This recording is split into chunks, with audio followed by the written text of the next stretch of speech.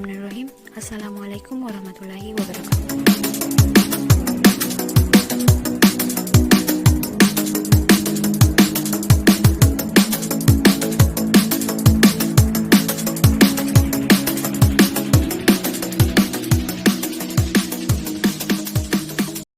Awal pembentukan lautan. Pada awal sejarahnya, laut terbentuk sekitar 4,4 miliar tahun lalu, yang awalnya sangat asam dengan air mendidih suhu sekitar 100 derajat Celcius.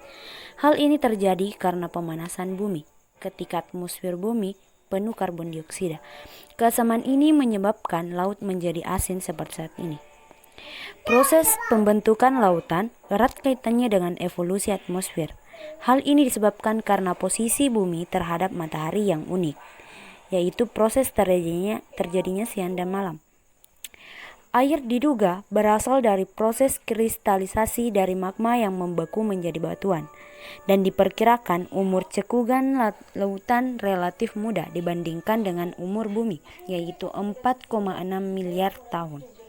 Dan janin lautan diduga berada di Laut Merah dan Teluk Aden yang mulai terbentuk sekitar 2.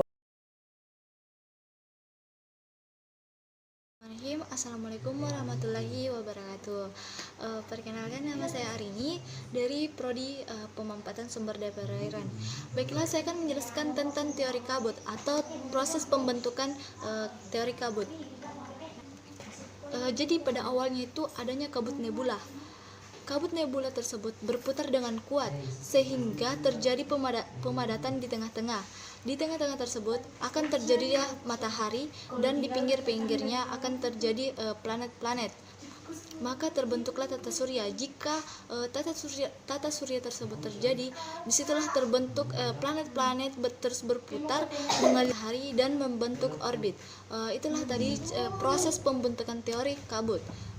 Kurang dan lebihnya mohon dimaafkan. Wassalamualaikum warahmatullahi wabarakatuh. Bismillahirrahmanirrahim. Assalamualaikum warahmatullahi wabarakatuh. Perkenalkan, nama saya Alvira Angelina Rusli dari Program Studi Ilmu Kelautan. Oke, di sini saya akan menjelaskan tentang pemekaran lantai samudra. Hipotesa pemekaran lantai samudra ditemukan pertama kali oleh Harry Hertz pada tahun 1960 dalam tulisannya mengenai adanya pemekaran lantai samudra yang terjadi di pematangan lantai samudra serta umur kerak samudra yang lebih muda dari 180 juta tahun.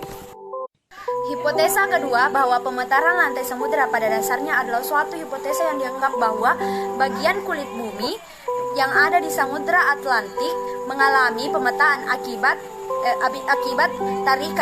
tarikan yang digerakkan oleh arus konferensi yang berada di bagian kerak bumi.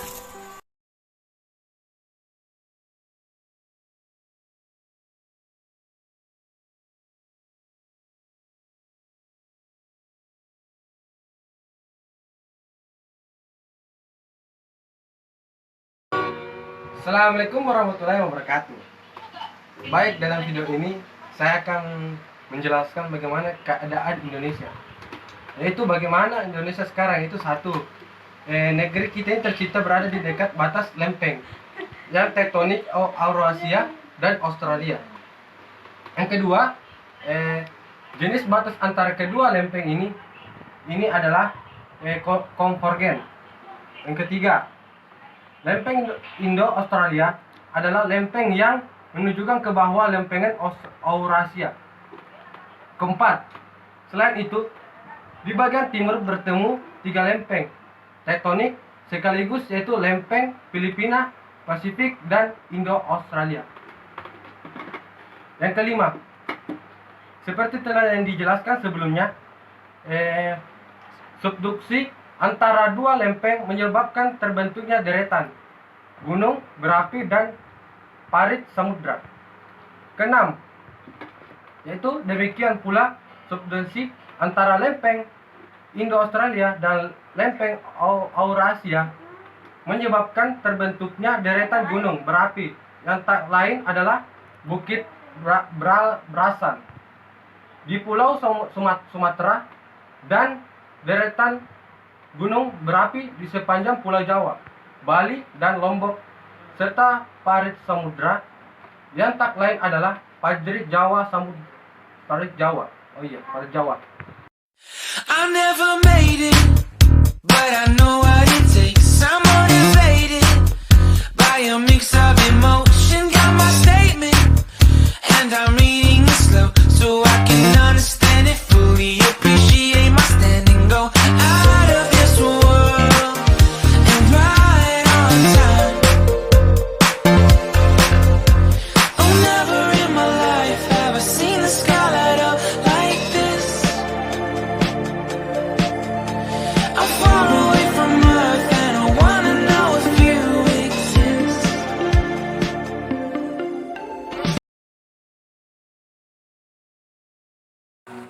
Baik, saya di sini akan menjelaskan lagi tentang struktur bumi.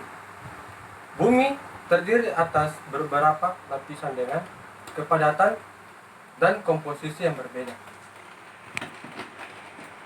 Yaitu pertama, atmosfer, yaitu lapisan terluar yang terdiri dari bermacam-macam gas, yaitu nitrogen, oksigen, karbon dioksida.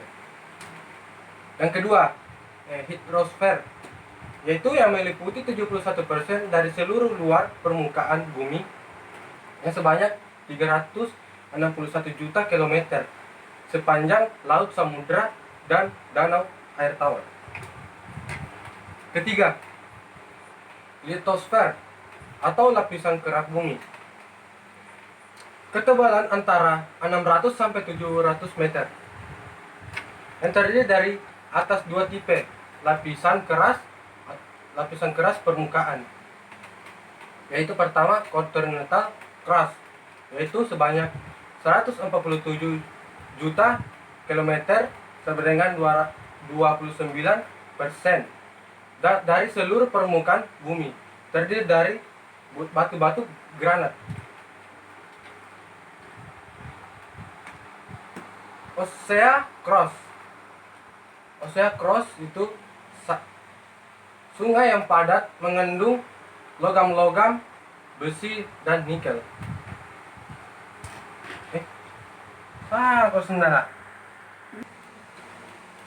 Yang kedua, Oceanic Crust, yang terdiri dari batu-batu yang berasal dari menutupi lembah-lembah laut yang dalam. Yang keempat, yaitu atmosfer, yang dimana bagian atas lapisan lunak atau mengalir secara lambat, sedangkan bagian bawah lapisan keras di atmosfer mengapung di atas lapisan atmosfer. Nah,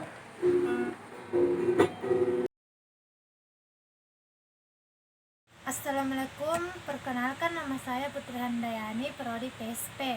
Saya akan membawakan materi tentang daratan dan lautan. Struktur bumi terdiri atas beberapa lapisan, yaitu atmosfer. Atmosfer adalah lapisan terluar yang terdiri dari bermacam-macam gas.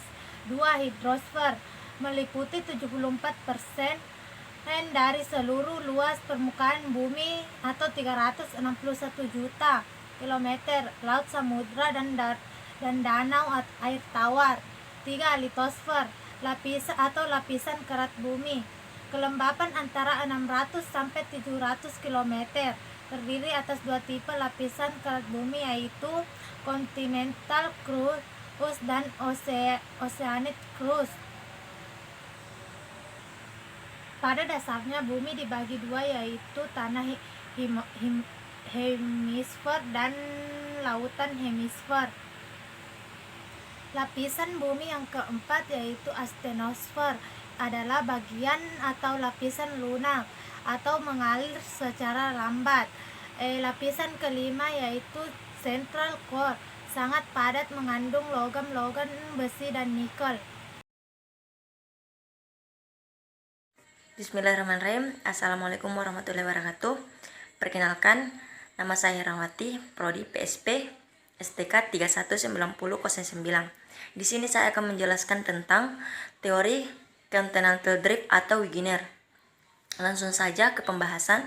Kerak bumi ini terus bergerak dan benua akan terus akan terus berubah dari masa ke masa.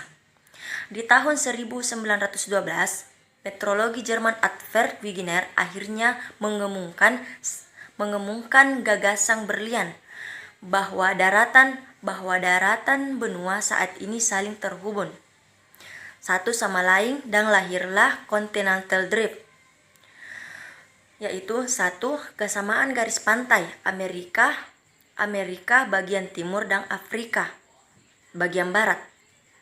Yang kedua, hewan yang ditemukan di kedua benua memiliki karakteristik yang sama. Yang ketiga, fosil tanaman di India, Afrika Selatan memiliki kesamaan. Yang keempat, fosil hewan yang sama juga ditemukan di benua, tapi seperti Lysotronous, Metrosaurus, dan Ceratosaurus. Dan kelima, ada kesamaan struktur dan jenis bantuan di Amerika Selatan dan Afrika Barat. Keenam, adanya bukti atau drigate di tengah Atlantik menyebabkan pemekaran Samudra Atlantik. Ketujuh, adanya persamaan medan magnet bumi. Yang terakhir yaitu kedelapan, ditemukannya sisa deposit glasial era Permekarbon di benua barat. Pada periode Prem 2270 juta tahun lalu, di bumi hanya ada satu superbenua yang dinamakan Pangea. Pada periode Trias dimulai 240 juta tahun lalu, superbenua ini mulai pecah dan bergerak saling menjauh. Selama periode Jura, Pangea semakin pecah, lalu Samudra Tethys terbuka memisahkan Lauzia dan Gondwana. Di masa Cretaceous awal juta tahun ke belakang, Laurias dan Gondwana ada saat ini terbentuk di masa Cretaceous. Di masa Cretaceous akhirnya, yaitu 95 juta tahun lalu, India terpisah dari Afrika dan Asia. Terima kasih. Sekian dari saya, hanya itu yang dapat saya sampaikan. Sekian dan terima kasih. Assalamualaikum warahmatullahi wabarakatuh.